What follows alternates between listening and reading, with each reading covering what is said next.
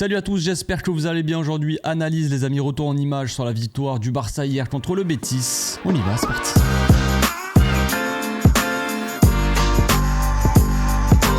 Au passage, n'hésite pas à nous rejoindre si c'est pas encore fait et à partager la chaîne autour de toi, ça fera plaisir à tonton. Ça faisait longtemps qu'on n'avait pas pris un petit peu de plaisir avec ce Barça dans le jeu, on a vu des belles intentions, un match assez sérieux dans son ensemble, même si il y a toujours des problèmes défensifs, toujours un peu de passivité sur le côté défensif, pas uniquement forcément de la défense, mais que ça soit du milieu, tout ça, une mauvaise organisation, donc il n'y a pas que du positif dans ce match, mais quand même on a vécu déjà des émotions. Et oui, le Barça nous a donné des émotions et c'est déjà pas mal par rapport à ce qu'on vit depuis quelques mois maintenant. Donc on commence tout de suite avec un petit peu la structure, la passe map de l'équipe hier pendant le match. Donc on voit une structure assez claire, plus ou moins une défense à 3, donc avec un Jules Koundé assez hybride dans son placement, dans le sens où quand on était en phase de construction, on avait un Koundé assez bas qui formait une défense à 3 avec Pau Cubarsí qui a été magnifique et Ronald Araujo. Et quand on sortait de cette construction, quand on attaquait, on voyait qu'il se projetait un peu plus souvent dans le couloir ou qu'il venait un peu plus en soutien, qu'il était un petit peu plus haut. D'où la carte de passe là où on voit que Koundé est quand même beaucoup plus haut que Cubarsí et Ronald. Baldé toujours comme mêlier, cette fois-ci qui a été un petit peu plus touché on va dire par ses coéquipiers et qui a un peu plus joué avec ses coéquipiers. Ça c'est la carte des passes les amis et les placements, mais plus les passes. Donc on voit le nombre de passes de Cubarsí en direction de Baldé, les échanges entre Baldé et Frenkie, un petit peu d'échanges entre Ferran Torres. Bref, on voit que Baldé est moins isolé que dans certains matchs. On voit un Robert Lewandowski qui a été touché mais qui a quand même été très peu en vue dans ce match, hein. Un match assez mauvais, assez fantomatique de la part de Robert qui a été accompagné par Ferran Torres dans l'axe, on avait un Ferran Torres très axial dans tout le match. Il a été de plus en plus axial, j'ai envie de dire. Un Frenkie de Jong, un double pivot en fait, Frenkie et Gundogan, qui a été très actif, qui ont été vraiment l'élément central de l'équipe. On le voit, dépasse les 100 passes, les deux je crois. Gundogan qui a touché 127 ballons et qui a fait plus de 100 passes, donc 106 passes, il a réussi 90% de ses passes. Frenkie de Jong qui a touché 118 ballons, qui a fait 107 passes, qui en a réussi 97, donc 91% de réussite de passes. Donc vraiment une très grosse domination de ce double pivot là qui a fait vraiment du bien, alors que Pedri a eu un peu plus de mal à être trouvé. C'est l'impression que j'avais dans ce début de match, surtout en première mi-temps où Pedri il jouait très haut. Là ça se voit pas sur la carte de passe, mais il fixait beaucoup la défense, puis après il venait quand même en soutien, il redescendait un petit peu, mais souvent on avait un peu de mal à trouver Pedri. Il y avait une relation difficile entre Gundogan et Pedri qui ont eu du mal à se trouver tout simplement. Donc on commence avec la structure de l'équipe, on joue les premières minutes, on voit une structure assez claire comme je le disais, un Koundé assez bas qui vient aider à la construction, un peu écarter aussi cette défense entre guillemets, cette équipe du Betis. On voit que l'ailier, alors je crois que c'est Diallo son nom, qui est un peu qui est hésitant et forcément il ferme un petit peu l'axe pour Gundogan, mais d'un autre côté Koundé il est là, bon il aurait pu être un peu plus avancé, bref c'est un détail, mais pour fixer un peu plus l'ailier. Mais on avait une défense donc du Betis qui jouait en 4-4-2 avec donc 4 défenseurs très clairs, un double pivot, Isco qui fermait un petit peu le couloir et Diallo qui fermait l'autre couloir, avec un Luis Enrique et un Willian José qui est passé complètement à côté de son match, hein, qui est sorti à la mi-temps d'ailleurs, qui venait presser la défense. Donc quand on a deux attaquants comme ça qui viennent presser les défenseurs, c'est toujours mieux d'avoir une défense à 3 avec un double pivot derrière, comme ça tu as de la supériorité. On voit clairement que le Barça a une supériorité numérique pour la relance et on va voir que c'est très efficace. On a Ronald qui vient fixer les deux attaquants. On voit Frenkie qui lui dit, on voit que la passe pour Frenkie elle est totalement bouchée, mais on voit que Gundogan est complètement libre. Donc on voit Frenkie qui dit à Ronald de passer à Gundogan. Il aurait pu écarter sur Cubarsí, mais après le bloc aurait coulissé. Cubarsí aurait pu la passer à Baldé, mais bon on aurait été un petit peu bloqué. Toujours intéressant de venir percer un petit peu dans l'axe et ensuite d'écarter et ensuite de revenir dans l'axe, hein. C'est un peu le circuit pour faire des différences. Donc Ronald qui vient servir Gundogan. On voit Diao, donc c'est pas Diallo, c'est Diao qui vient resserrer un petit peu sur Gundogan. mais d'un autre côté tu s'attends à ce que Araujo fasse la passe sur Koundé, donc il sait pas trop. Donc Gundogan est complètement libre, il va pouvoir servir Frenkie qui s'est libéré de l'espace tout simplement. Luis Enrique il n'a pas suivi Frenkie, Ronald la passe à Gundogan et Frenkie est complètement libre derrière la première ligne de pressing. Ça c'est intéressant. Ça, c'est les sorties de balles qui étaient plutôt intéressantes. Et ensuite, on voit Pedri qui avait pour consigne. Donc, je pense que si Pedri, on a eu du mal aussi à le trouver en première mi-temps, c'est parce que je pense que la consigne, c'était d'essayer de prendre la profondeur, tout simplement. On a un Lewandowski qui prend très rarement la profondeur, qui fait toujours l'appel dans les pieds. Là, on voit, il fait l'appel dans les pieds, donc il est libéré, d'ailleurs, par Ferran Torres et par Pedri. Pedri et Ferran qui prennent donc la profondeur et Robert qui est complètement libre.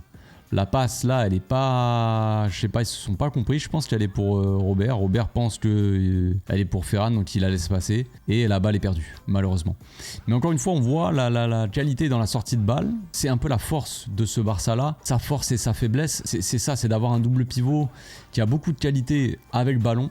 Mais sans ballon défensivement, c'est très compliqué. On va le voir de toute façon quand on a encaissé. C'est pas uniquement la faute du double pivot si on encaisse, certes. Mais défensivement, cette équipe-là, elle a plus de mal sans ballon qu'avec ballon. Avec ballon, c'est toujours une équipe qui, quand elle est en forme, elle produit quelque chose de bien. Face à des équipes comme ça, un peu joueuses, qui sortent pressées, eh bien on arrive toujours à s'en sortir parce qu'il y a de la qualité derrière. Il y a de l'intelligence, Gundogan, Frenkie, ça s'est trouvé. Après, bon, là, Robert était à côté de la plaque. On a quand même eu une petite alerte très rapidement dans le match, au bout de 4 minutes. Un dégagement du gardien qui tombe sur Koundé. Donc Koundé qui met sa tête. Et là, on voit le placement. J'arrive pas vraiment à saisir le truc. Et Frenkie, il est là, quoi. Pourquoi c'est pas Ronald qui prend William José? Parce que c'est le gars le plus grand, le plus costaud. Le point d'appui, c'est William José devant. Ronald devrait être dessus logiquement. Il y a Cubarsí et Baldé qui sont sur lui. Il y a personne d'autre. Ici, il y a personne. Bellerin qui est latéral, qui aurait pu monter un petit peu. Il est assez axial là, mais il est très bas. Et là, on va trouver dans l'axe, normalement, il devrait y avoir ici Frenkie pour moi. Il n'est pas là. Donc la tête de Koundé de plein axe, elle arrive sur les joueurs du Betis. Parce que Frenkie, pour moi, il est mal placé. Alors, je sais pas si c'est une consigne, mais c'est hyper dangereux. Et là, t'as un double pivot, il est pas là pour rien, ton double pivot. Il est censé... là, Gundogan était sur son côté, peut-être trop près de Koundé, donc il se fait prendre dans son dos. Peut-être qu'il aurait dû être un peu plus loin, mais pour moi, je comprends pas trop le placement de Frenkie. Donc, Isco, toujours la qualité d'Isco, qui nous a fait très mal hier de toute façon, qui vient servir Luis Enrique, qui prend la profondeur, qui son appel perce totalement l'axe. Cubarsí qui se fait un peu piéger, on va dire. Baldé qui avait ouvert l'appel de Bellerin, donc l'axe est totalement ouvert. Là c'est fini, heureusement il se loupe parce que sinon ça fait but. Donc on voit là sur le dégagement clairement, on voit notre ligne, on a une ligne de 5 joueurs avec Gundogan qui prend Isco, qui le lâche au marquage puisque après Isco va se retrouver seul. Mais je comprends pas pourquoi Frenkie est à côté de Ronald et quand il y a le dégagement, Ronald est le mec le plus bas et c'est Frenkie qui est sur William José. J'arrive pas à saisir vraiment le truc. Là Gundogan se fait attirer par le ballon, d'où le côté un peu profil défensif parce que c'est pas un joueur qui a l'intelligence vraiment de défendre Gundogan. Il a l'intelligence de jeu, de la lecture, tout ça, mais défensivement c'est différent. Ça n'excuse pas tout, mais voilà. Là, il se fait un peu, il suit pas Isco qui part seul et Frenkie qui devrait être au moins dans cette zone-là, tu vois, devant la défense à la limite, mais pas, il est plus bas que Baldé et Cubarsí, il est devant Ronald qui est complètement seul, qui marque personne, ça n'a aucun sens, ça, je comprends pas. Petite séquence de sortie de balle, donc le Barça encore une fois qui est pressé, le pressing est pas très intense, il y a que William José qui vient fixer la défense. Koundé, bon voilà, là on a subi un peu une attaque, donc les joueurs sont un peu redescendus, je pense, c'est pour ça que Koundé est aussi bas. Cubarsí qui vient en soutien, Isco on voit qu'il va presser Cubarsí et qu'il bloque l'angle de passe pour Gundogan, qui est donc derrière dans le dos de Isco. Là, typiquement, les amis, ça c'est vraiment, on en parle souvent, mais le jeu de position, c'est essayer de fixer, d'avancer un maximum pour fixer celui qui vient de presser, tout simplement. Trouver le gars là, en soutien, qui va trouver face au jeu l'homme libre, le troisième homme. Donc là, Cubarsí est si fait, il a la lecture, tout ça, il l'a appris à la Masia, il n'y a aucun problème.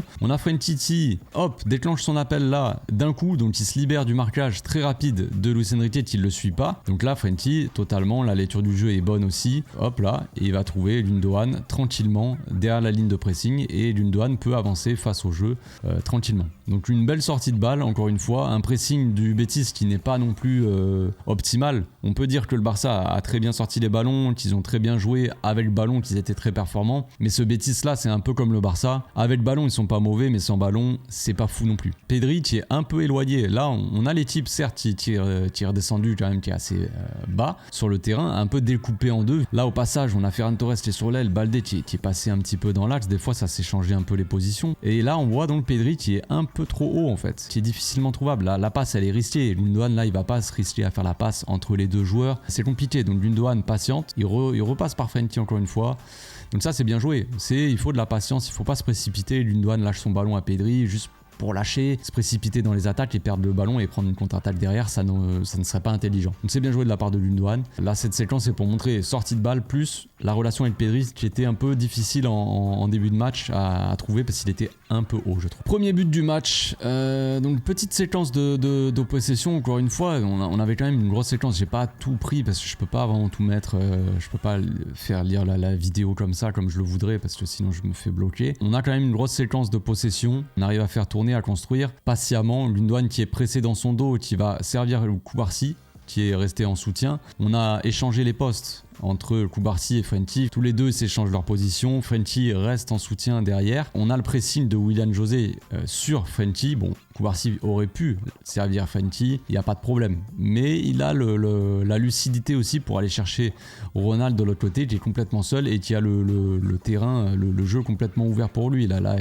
il n'est pas du tout pressé. L'ailier Diao, il est beaucoup trop bas. Là. C'est très mal joué. Là, le pressing, il est totalement inexistant de la part du Betis. Donc on pourrait dire que certes, le Barça s'en est bien sorti en termes de pressing, c'est bien, c'est positif. Sous pressing, on s'en est bien sorti pour les sorties de balles, mais quand même le Betis, c'est horrible. Leur pressing là, ils sont 3 contre 2 certes, mais Koubarsi il a juste à faire une petite passe en l'air et c'est fini, le pressing n'existe plus quoi. Donc c'est ce qui se passe, Ronald est servi, donc il est pressé un minimum quand même par Willian José qui fait l'effort et qui va presser Ronald. Ronald fait parler la puissance aussi, il accélère, il attaque l'espace. En attaquant l'espace forcément ça libère un petit peu derrière Pedri, tout ça, et t'as les milieux qui viennent presser Ronald. Ronald aurait pu peut-être tenter la passe pour Pedri là, mais c'est un peu compliqué, il s'est dit je vais pas tenter parce que si à tout moment là il perd la balle, Ronald, parce qu'il tente quelque chose de risqué. Derrière on est en infériorité, il y a tout le bloc du Betis qui s'est regroupé et nous derrière il y a Gundogan, il y a Koundé qui est très loin qui est pas axial, donc pour défendre c'est très compliqué. Il doit rester Koubarsi et Frenkie qui sont dans le coin, mais c'est tout. Baldé est haut aussi,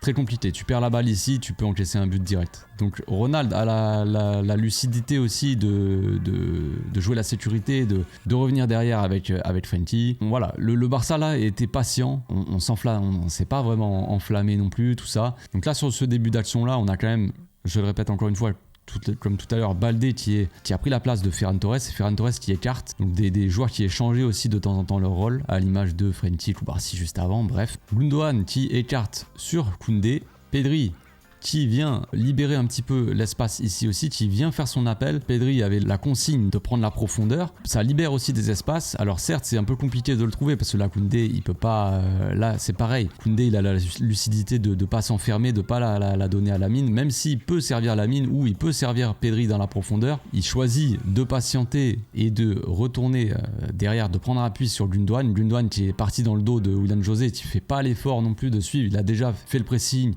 sur Ronald. C'est compliqué là, il a peut-être pas le juge, j'en sais rien, mais en tout cas il fait pas l'effort pour suivre Gundogan qui arrive face au jeu et qui est complètement libre parce que là le milieu qui était dans cette zone là, il a été aspiré par l'appel de Pedri. Donc là j'en profite pour, pas forcément pour tomber sur Baldé, c'est pas le but, mais voilà, Ferran était à la place de Baldé ici, et Baldé est à la place de Ferran. Que fait Ferran? Est-ce qu'il écarte? Est-ce qu'il attend le ballon juste à lever le bras et tout ça? Non, il fait son appel vers l'axe pour proposer une solution dans la profondeur tout simplement. Ce que ne fait pas assez Baldé. Quand je dis que Baldé sans ballon n'est pas assez intéressant, c'est qu'il devrait faire ce genre d'appel aussi. Alors peut-être que là, si Ferran avait été ici, il aurait fait un appel profondeur dans le dos de la défense peut-être. Ferran là, il fait son appel pour attirer ces gars-là un peu plus axial dans le dos, tu vois, Baldé pourrait faire un appel dans la profondeur. Bref, Ferran fait son appel.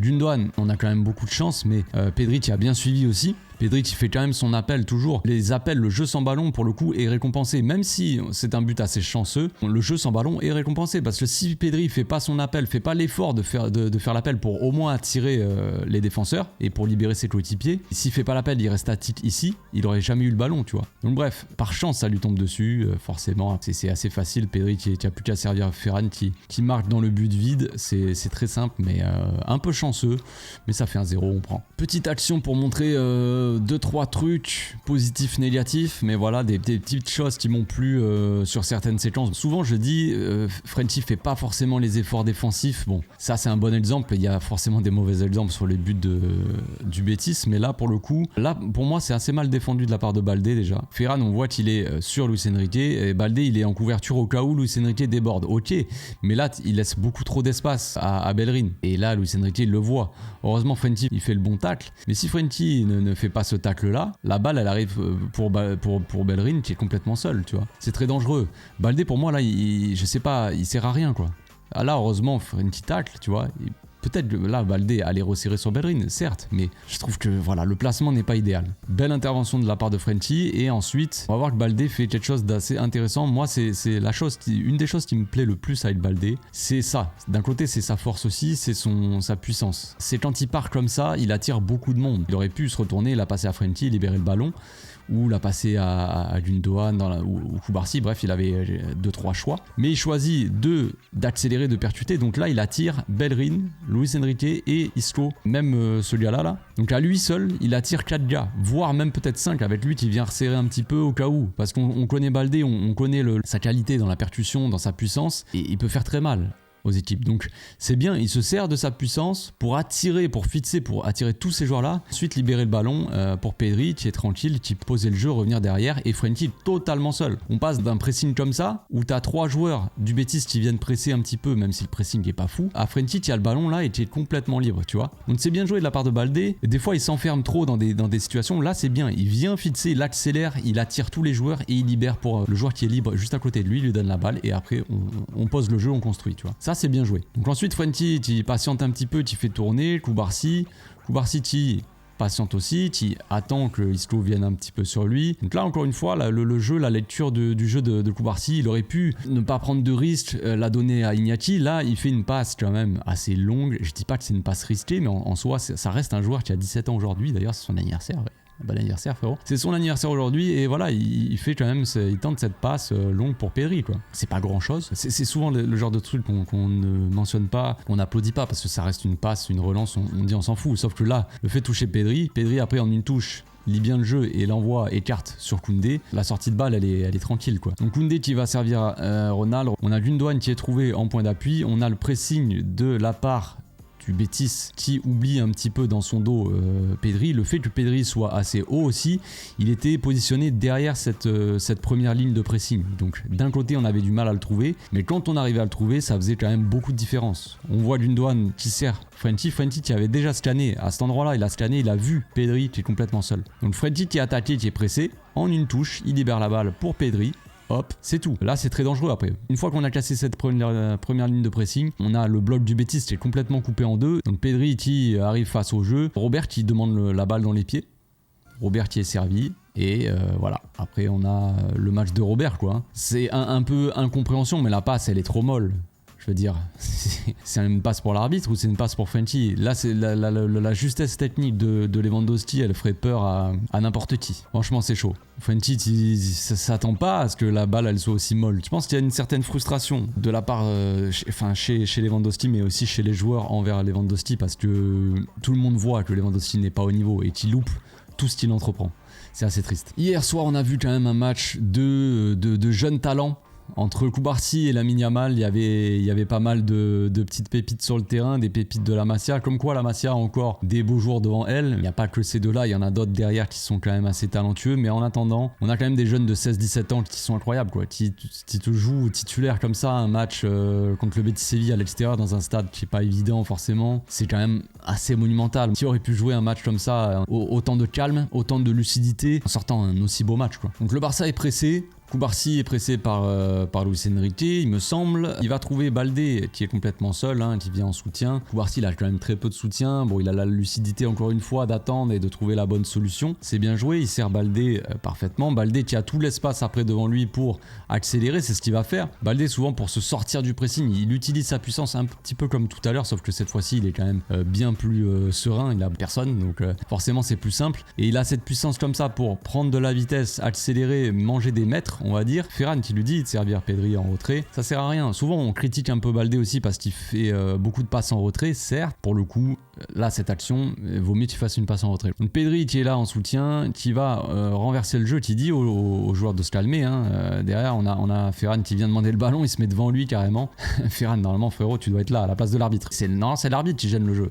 Généralement c'est ça qu'on voit. Donc Pedri qui sert Gundogan un peu plus haut, qui avait pris la place donc de Pedri. Et là on a donc, comme je le disais tout à l'heure, un Koundé beaucoup plus haut, tu vois, qui est dans le couloir. À la construction, Koundé est vraiment en troisième centrale, avec Ronald, avec Koubarsi. Mais une fois qu'on a cassé ce pressing là, et une fois qu'on joue assez haut, il vient souvent dans le couloir. Alors soit il vient dans le couloir et Lamine rentre dans l'axe, soit Lamine colle la ligne et Koundé vient dans le demi-espace faire l'appel quand Pedri n'y est pas, quand Pedri joue plus bas. Mais c'est bien, ça c'est un genre de truc que j'aime bien voir, c'est une équipe assez fluide où chacun prend la place de l'autre quand il faut occuper les espaces, tout simplement. Il y a des espaces, des couloirs à occuper, des zones à occuper, il faut les attaquer ces zones-là, il faut être présent dans ces zones, sinon tu n'attires pas les joueurs du Betis et les joueurs du Betis peuvent te défendre assez facilement. L'autre il hésite forcément. Alors certes il suit Lamine Yamal parce qu'il referme l'axe, mais d'un autre côté, tu vois, il est orienté pour sortir sur Koundé, tu vois. Donc si Koundé n'est pas là, il aurait pu défendre beaucoup plus facilement sur Lamine. Donc il faut occuper ces espaces-là pour libérer ses coéquipiers toujours et se mettre dans les meilleures conditions tout simplement. Donc Gundogan qui sert,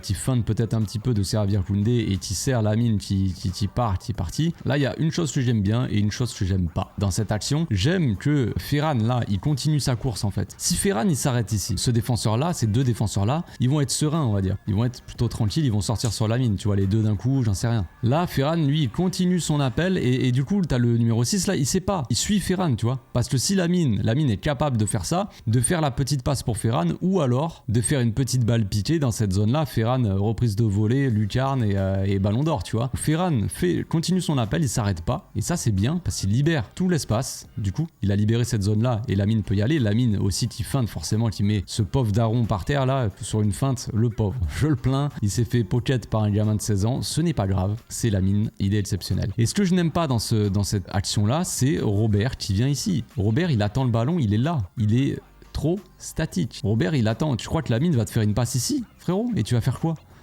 Si Lamine te fait la passe, l'autre il sort sur toi et c'est fini, en fait t'es bloqué direct. Je comprends pas pourquoi Robert attend. Il fait un pseudo appel vite fait et après il attend là, regardez-le. Il est là, il attend.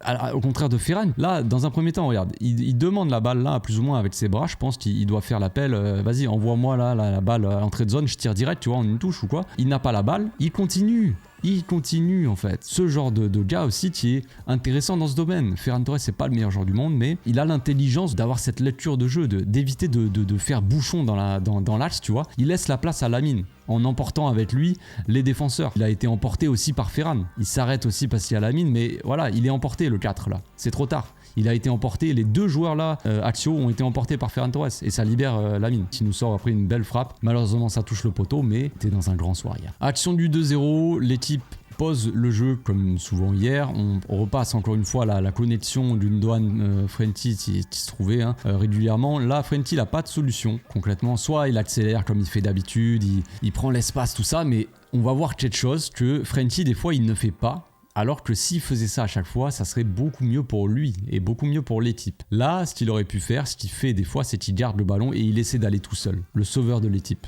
Superman, Super Frenty. Il peut le faire, certes, il peut accélérer, il peut casser des lignes, on le sait déjà. Mais là, il va faire quelque chose d'intelligent, il va repasser derrière par Koubarsi. Il n'a pas de soutien. Voilà, la chose la plus simple à faire, c'est passer par Koubarsi. Koubarsi qui a la lucidité, encore une fois, et le sang-froid de quand même. La passe, elle est ristée, mais c'est ça. C'est une de ses forces à Koubarsi, c'est que ses relances, elles sont incroyables. généralement. Donc là, Frenty libère la balle, il la donne à Koubarsi. Koubarsi qui est pressé, je pense que c'est Luis Enrique qui est là. Parce que là, on joue la deuxième mi-temps, on a changé de mi-temps, Fekir est rentré, Borja Iglesias aussi. On va voir que de toute façon, l'entrée de Fekir et de Borja Iglesias nous a fait quand même beaucoup de mal en deuxième mi-temps. Donc Koubarsi qui a l'audace, on va dire, de faire cette passe-là, tout simplement. Cette passe, elle fait toute la différence. Parce que, encore une fois, ça te casse la ligne de pressing. Isco qui est loin, qui est censé presser Ronald ou alors sortir sur Koundé, qui est loin, donc qui doit courir, faire l'effort pour revenir dans l'axe, mais c'est trop tard. Frenty, il a toute la place devant lui. Fekir, lui, bon, il n'est pas connu pour ses efforts vraiment défensifs. Gundogan qui est seul, qui est servi face au jeu aussi. La lecture du jeu, elle est magnifique. Franchement, en une touche, il vient te libérer la balle. On a tout le bloc qui vient... Tout le bloc du Betis qui vient sur son côté droit, côté Gundogan. Gundogan en une touche, tac, il renverse sur Koundé qui est complètement seul puisque Isco avait refermé sur l'axe. Donc Isco qui normalement est censé marquer cette zone-là, Araujo, Koundé, qui avait été replacé en ailier, en tout cas en phase défensive, et bien vu qu'il est allé faire l'effort sur Frenty, Koundé est complètement libre. Donc Gundogan a cette intelligence-là, cette lecture de jeu pour servir Koundé. Koundé qui va servir Lamine, comme souvent, Lamine qui va nous faire de la magie. Pedri qui est là aussi en soutien. Ça évite à Lamine d'être pris à 1 contre 2, quoi. C'était une prise à 2 entre le défenseur central et voilà, donc il attire un petit peu. On voit que lui il fait pas trop l'effort non plus, hein. Ça doit être un milieu défensif, je crois. Lamine qui fait vraiment des différences quand on voit les matchs de Rafinha dans ce domaine. De Lamine Yamal, il n'y a pas photo, on le sait. Il faut faire la balance, il faut doser entre se servir de Lamine utiliser vraiment ton joueur qui fait des différences, ton joueur différentiel, les joueurs les plus différentiels de l'équipe, mais d'un autre côté, gérer aussi son temps de jeu et ne pas abuser. C'est encore un joueur très jeune, il a 16 ans et demi. Alors certes, maintenant dans le football, des joueurs ils évoluent beaucoup plus tôt, mais il faut faire attention, il faut préserver le gamin, préserver aussi ce joyau-là, bien le gérer pour que justement il sorte les meilleurs matchs possibles en fait, tout simplement. Donc là, il fait la différence encore une fois, il tire, il fait un centre-tir à moitié, je sais pas s'il essaie de marquer, de tromper le gardien, mais bon, ça touche le poteau, encore un petit peu de chance, mais la chance, il faut se la provoquer aussi. Mais si Lamine ne déborde pas, s'il tente pas le centre, si Ferran n'est pas là et qu'il est ailleurs et qu'il ne tente pas sa frappe du gauche, il n'y a pas but, tu vois. Il faut aussi provoquer la chance pour se retrouver dans ce genre de situation, tu vois, tout simplement. Donc ça fait 2-0 et c'est magnifique. Maintenant qu'on a vu le côté magnifique, on va voir le côté un petit peu horrible de la part de cette équipe. Une défense assez passive, comme souvent, des joueurs qui sont assez libres de leurs mouvements. Entre Baldé et Frenty, ça va être un peu compliqué. Donc on a Luis Enrique qui vient faire son appel. Frenty a suivi, Baldé est totalement spectateur, on le voit qui trottine, qui vient pas refermer là, concrètement. Là, on regarde Luis Enrique. Là, on voit lui à l'entrée de la surface. Qui vient de bloquer? On a Gundogan qui est dans l'axe. On a Lamine qui est là. Bon, à la limite, il prend son latéral. Koundé qui prend Borja Iglesias. Ronald qui prend Isco, Fekir voilà qui est pris par Koubarsi, mais lui qui le prend, pourquoi Baldé resserre pas? Baldé il reste sur Bellerin, mais ça n'a aucun sens. Là si Luis Enrique fait la passe ici, lui il peut allumer, tu vois, par exemple, ça n'a pas de sens. Donc Baldé qui défend pas très bien, Frenty qui met son pied, mais genre ouais frérot, un peu plus tu vois, un peu plus d'entrain quand même. Tout à l'heure j'ai loué la qualité défensive de Frenty qui fait l'effort de tacler. Là sur le coup il y a un peu trop de nonchalance de la part de Frenty. Baldé qui est toujours spectateur, qui est là, il écarte les bras, je sais pas trop ce qu'il fait, il est un peu à l'ouest quoi. Frenty qui se fait un peu mélanger encore une fois par Luis Enrique. Luis Enrique on sait qu'il est bon techniquement, qu'il provoque, il a la qualité technique, tout ça. Isco qui est ressorti aussi, qui était marqué par Ronald, et Isco qui est laissé complètement seul. Encore une fois, là Gundogan, il se doit de fermer l'axe, on va dire. Il y a les deux défenseurs centraux, on va dire, et Gundogan doit être devant ces deux défenseurs centraux. Est-ce que Gundogan aurait dû peut-être resserrer sur Isco? C'est possible, peut-être que oui, mais bon, on peut pas trop lui en vouloir. Là, il aurait peut-être fallu que Ferran soit ici. Mais bon, on est tous dans notre défense quasiment. Là, quasiment tous nos joueurs sont dans la surface et on va quand même se prendre un but. Donc comme quoi, les replis défensifs c'est bien, mais même si tous tes joueurs sont dans ta propre surface, t'arrives même pas à défendre. C'est fou. Là, c'est incompréhension totale. On a Iñaki et Ronald qui vont sur le ballon. Ronald qui va pour mettre sa tête et qui gêne Iñaki. Là concrètement, la balle, elle arrive, Iñaki peut la capter. Tranquille. Iñaki est plutôt mauvais. Il est plutôt mauvais, franchement. C'est compliqué. Il est très bon sur sa ligne, mais quand il doit sortir, bon déjà... sort très peu de sa surface de gardien là, et c'est compliqué. Et dans ses sorties aériennes, tout ça, c'est très compliqué. Et là, la communication, les amis, la communication. On peut en vouloir à Ronald qui est peut-être un peu fautif. En tout cas, Ronald et Iñaki Peña sont sur les 2 buts c'est un petit peu brouillon tout ça. Mais la communication, là, le gardien doit hurler tellement fort qu'il détruit le tympan de Ronald. Il lui dit laisse, tu vois. C'est la base en fait, mais là il y a un problème de communication. Là il n'y a aucun danger et tu te mets tout seul en danger en fait, ce n'est pas normal. Donc la balle elle est repoussée, Isco forcément il est complètement seul. Une fois que la balle elle arrive sur lui, les gars ils sont là, oh putain il est seul, bah oui il est seul. Il est seul parce que vous l'avez laissé seul, tout simplement. Frenkie l'avait laissé l'axe parce qu'il était allé défendre, et aider Baldé parce que Baldé n'avait je sais pas ce qu'il faisait, mais il défendait pas spécialement en tout cas. Et voilà, il y a personne pour poursuivre le gars quoi. Et après il nous met une repousse de volée monumentale, hein. Franchement le but est magnifique, il y a rien à dire. Tellement mal défendu, c'est fou. Et parce que quand on est mauvais, on continue de l'être. On est dans un moment vraiment où le Barça est en train de douter, on a pris un but. Quelques minutes après ils vont enchaîner et mettre le deuxième. On a une équipe divisée en 2.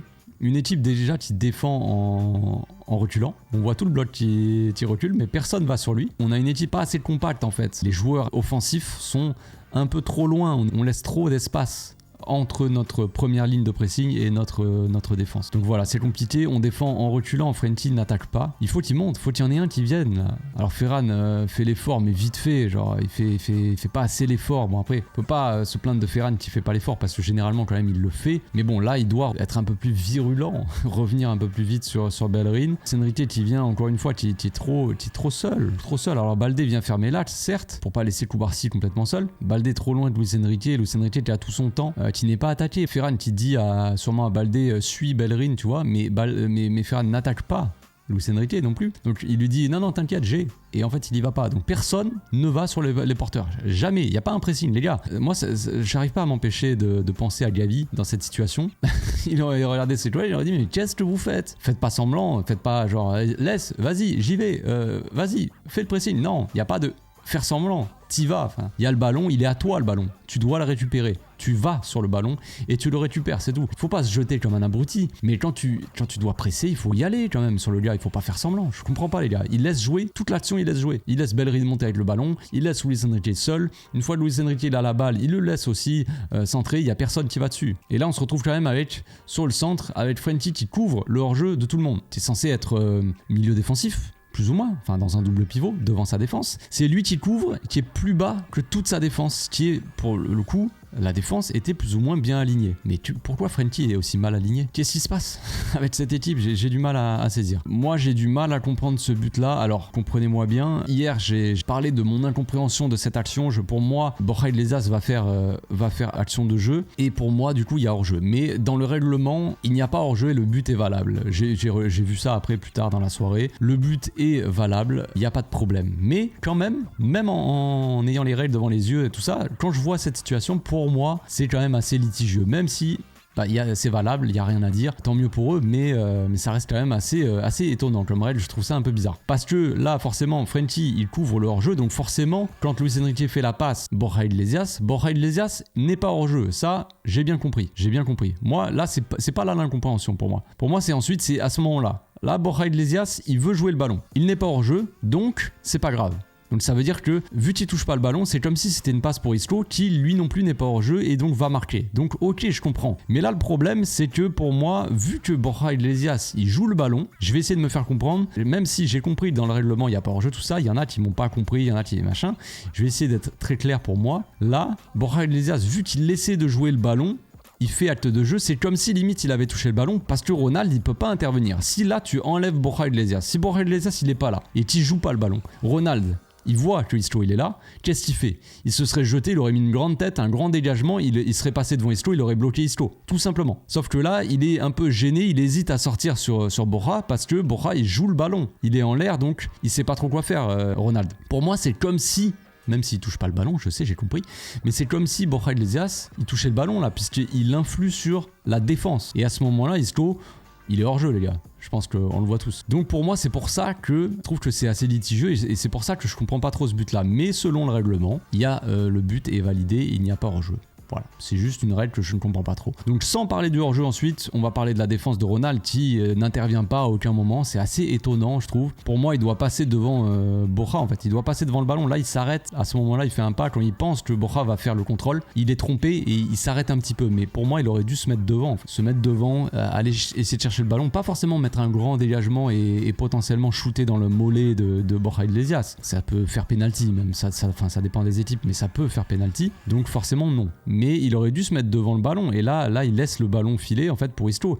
Et là encore une fois on a une sortie de Peña qui fait n'importe quoi. La balle Isco elle est en l'air et donc que peut faire Isco? Il peut que lober le gardien. C'est la seule chose qu'il peut faire. Et Iñaki Peña il sort, il lève les bras mais il se laisse tomber par terre. Il fait pas un saut en l'air pour esquiver. Là la chose à faire c'est quand même sauter en avant, tes deux mains devant le ballon tu vois. Tu sautes en avant vers le ballon et tu mets en protection, comme au volley en fait. Tu veux contrer un smash. Quand les mecs viennent au filet pour smasher et au volley tu sautes devant le filet et tu contres avec tes deux mains. C'est exactement ça qu'il aurait dû faire pour moi. Et sauf qu'il sort comme ça les bras écartés avec une main en se couchant. C'est quoi ce délire? Je ne saisis pas. Je n'arrive pas à saisir. On va finir quand même sur des notes positives et sur les deux derniers buts du Barça. On a une fin de match assez rocambolesque. On a quand même beaucoup de changements assez offensifs et assez payants de la part de Xavi. Xavi qui a replacé Frenkie en défense centrale. Donc on n'a plus que deux défenseurs centraux, Ronald et Koundé. Ronald qui était très souvent en attaque pour essayer de jouer de son physique, essayer de potentiellement de mettre un but de la tête ou quoi. Donc c'est pour ça que là il est là. Je crois que l'action d'avant il était au deuxième poteau limite en train de mettre une tête. Mais bref, il redescend. Donc on a Frenkie en défense centrale, Baldé toujours. On a un double pivot, plus ou moins double pivot quand même, parce que c'est quand même un peu le bordel. C'est très offensif. Donc on n'a plus du tout la même structure qu'en début de match. On a Fermin qui est venu remplacer Pedri. Et Gundogan, donc, qui est censé être dans le double pivot, mais Gundogan qui était de plus en plus haut, avec Fermin qui est un joueur quand même assez offensif. Un Joao Félix qui est venu remplacer, on va dire, Ferran Torres dans son placement. Ferran Torres qui joue à la place de Pedri. Donc on a les deux milieux offensifs, en gros, une sorte de milieu en carré avec un double pivot Fermin, Gundogan et Joao Félix, Ferran Torres, tu vois. Donc en gros, on joue avec 1, 2, 3, 4 attaquants. Lamine Yamal, Vitor Roque, Ferran Torres, Joao Félix, avec Baldé qui joue aussi sur l'aile pour venir écarter. Donc vraiment une équipe très offensive, tout a changé quoi. Il faut aller chercher le résultat. Xavi, il a posé ses baloches sur le terrain, il a tout fait pour gagner le match, il a envoyé tout ce qu'il avait. On va dire, quand tu vois sur le banc, tu as le choix entre Oriol Romeu, Sergi Roberto et tu fais rentrer Fermin Lopez, que tu mets Frenkie en défense centrale qui va t'aider aussi à sortir les ballons et à attaquer aussi, parce que Frenkie il était plus milieu de terrain que défenseur, même quand il était en défense. En attaque, tu as beaucoup d'attaquants, donc vraiment il s'est donné les moyens d'aller gagner ce match aussi. Donc on a une récupération de balle, Fekir qui fait un mauvais contrôle, qui est un peu gêné par Koundé, Fermin qui fait l'effort, qui vient récupérer la balle et qui se projette direct vers l'avant. Petite balle piquée pour Ferran Torres donc qui est en soutien, qui vient en soutien il vient en point d'appui, on va dire, il prend pas la profondeur pour le coup. Là on avait un Ferran Torres, il me semble en fin de match, qui prenait un petit peu moins la profondeur, vu que Vitor Roque est rentré et qu'il avait pour objectif de prendre justement la profondeur pour attirer cette défense. Ferran venait un peu plus en point d'appui. J'ai pas sélectionné toutes les séquences évidemment, il y avait beaucoup de séquences qui le montraient, mais Ferran redescendait beaucoup pour apporter son soutien, comme Pedri pourrait le faire en milieu de terrain, tu vois. Donc Ferran qui contrôle difficilement la balle, elle est pas non plus évidente. Voilà, il sert tranquillement Gundogan face au jeu. Une équipe du Betis qui est un peu aussi désorganisée, qui était partie en contre-attaque, donc ils sont un peu jetés, voilà, ils sont un peu foutus, tu vois. Eux aussi ils ont fait rentrer des joueurs offensifs, donc pas des joueurs à vocation défensive qui sont très bien placés, tout ça. Gundogan donc face au jeu qui va servir Joao Félix, qui rentre dans l'acte. Une fois que Ferran il est venu en soutien, il est venu en point d'appui pour servir Gundogan son milieu face au jeu, eh bien il va prendre la profondeur, il va faire son appel. On a Lamine sur le côté là qui attire toujours ce latéral, donc Ferran qui va faire son appel, qui va être libre. Vitor Roque aussi qui est axial. L'importance d'avoir aussi Vitor Roque qui ne dézone pas. Alors des fois il faut dézoner quand il y a besoin, tout ça, mais quand il faut venir fixer tout simplement cette défense là, c'est toujours important, parce que si Vitor Roque se retrouve dans la même zone que Félix et qui vient un peu faire embouteillage, ça n'a pas de sens. Là Vitor Roque il attire ce défenseur là et Bellerin. Et du coup, l'autre défenseur central, il doit sortir sur Joao Félix. Mais on a Ferran qui prend la profondeur et qui attire donc ce latéral qui va essayer de fermer l'axe. Mais du coup, Lamine est seul. Donc vraiment, tu vois, les appels, ils servent. Félix qui vient en soutien dans l'axe face au jeu. Le défenseur qui sort. Bellerin qui ne sait pas s'il doit fermer, s'il doit bloquer Vitor Roque. Vitor Roque qui continue un petit peu son appel dans la profondeur là. Félix qui lit bien le jeu, qui voit Ferran qui pourrait partir tout seul. Ferran. La passe, elle est un peu dans le dos de Ferran. Elle n'est pas vraiment dans sa course. Mais du coup, on voit la défense là qui resserre. Et on va voir Bellerin qui va fermer pour Vitor Roque. Vitor Roque qui fait son appel. Toute l'importance d'avoir cet attaquant là qui fait son appel. On a vu tout à l'heure l'appel. Vous vous souvenez sur l'action de Lamine Yamal. Lamine qui va dribbler, qui va fixer cette défense. Ferran qui fait son appel dans la profondeur. Et Lewandowski qui vient et qui attend. Là, Lewandowski, il serait venu sur Ferran et il lui aurait demandé le ballon dans les pieds, tout ça. Là, on a Vitor Roque qui prend la profondeur, il aurait pu le servir, certes. Le fait de faire cet appel-là, eh bien, ça libère Félix. Bellerin laisse l'espace suffisant pour que Félix s'y engouffre.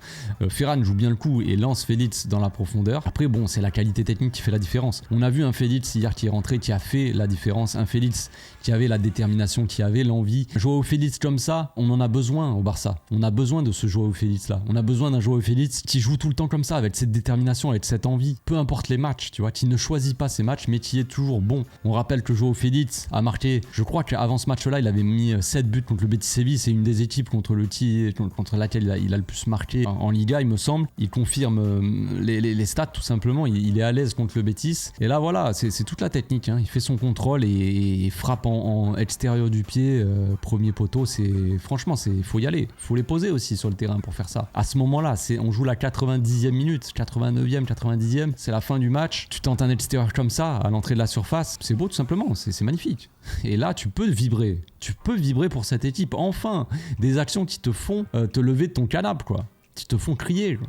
Dernier but, on joue la 92e minute. Le Barça est un peu replié. Hein. On voit tous les joueurs du Betis, quasiment tous les joueurs du Barça. C'est un peu le bordel. On défend, quoi. Cette fin de match, tu sais pas ce qui peut se passer. À tout moment, le Betis peut égaliser. À tout moment, on peut marquer sur une contre-attaque. C'est ce qu'on va faire, heureusement. Tu sais pas où ça peut aller. On sait jamais. Sur un malentendu, le Betis peut faire un centre et il peut y avoir encore une sortie de Peña catastrophique. Et voilà, tu sais pas ce qui peut se passer. Là, ce que j'ai bien aimé aussi, c'est l'effort de Vitor Roque. Vitor Roque qui a un peu de mal depuis qu'il est arrivé. Voilà, on attend toujours son premier but. Certains ont oublié qu'il venait du Brésil et que le niveau n'est pas du tout le même et qu'il a 18 ans. Les gars, il faut être patient avec lui. Une fois qu'il sera à l'aise, une fois qu'il aura la confiance, je pense qu'il va commencer à claquer des buts et il va être intéressant. Mais il va peut-être être performant, peut-être être important pour le Barça, Vitor Roque, dans le futur, peut-être dans un an, 2 ans. Mais là, à l'instant T, c'est compliqué, il faut qu'il s'adapte déjà. Donc déjà, il fait les efforts, c'est bien. Il va faire cet effort-là pour récupérer la balle. On voit incompréhension entre le Betis. Alors, le problème, c'est que forcément, il perd la balle. Donc, le Betis récupère. C'est pas grave, il continue à faire l'effort. Là, il va presser, je crois que c'est Isco. Il fait pas semblant, il y va dessus et il y va pour récupérer la balle. Tu vois qu'il y va là. Là, tu vois qu'il va mettre le pied devant. Il fait pas genre, je trottine vers lui, tout ça. Isco, il est obligé de presser son centre, tu vois. Et c'est ce qui fait que peut-être son centre aussi, il est moins précis. Son centre, il est dégueulasse à Isco. Peut-être qu'il a essayé de servir Bellerin ou alors je pense qu'il voulait peut-être servir premier poteau Fekir. Mais le centre est raté, Ronald peut dégager. Et là, on a la lucidité aussi, c'est bien joué de la part de Ferran. Ferran qui ouvre le jeu tout simplement. Et au lieu de contrôler, au lieu de mettre 3 heures à contrôler, à venir se faire presser, que l'arbitre siffle une faute parce que le Betis aurait fait une faute, on va dire intelligente pour stopper l'action. Et bien là, en une touche, il oriente, hop, il change l'orientation du jeu, il renverse sur Lamine et après l'appel, la profondeur comme d'habitude. On a Lamine qui contrôle, qui a tout le temps de contrôler, qui n'est pas attaqué. Lui, il défend trop mal, le pauvre. Le pauvre, c'est un remplaçant, lui. Il s'appelle Vinicius aussi. Alors, donc, il doit être brésilien, j'imagine. C'est pas le latéral titulaire. Et le pauvre, il a souffert face à Lamine hier. Et là, il défend quand même très, très mal parce qu'il regarde Ferran et il ralentit pour jouer le hors-jeu. Sauf qu'il regarde à aucun moment Lamine. Au moment où lui, il regarde Ferran pour voir s'il est hors-jeu, Lamine a déjà déclenché sa passe. Donc, il est en train de ralentir. Et au moment où il se tourne vers Lamine, la balle, elle est déjà passée derrière lui, tu vois. Et hop, c'est trop tard. Catastrophique.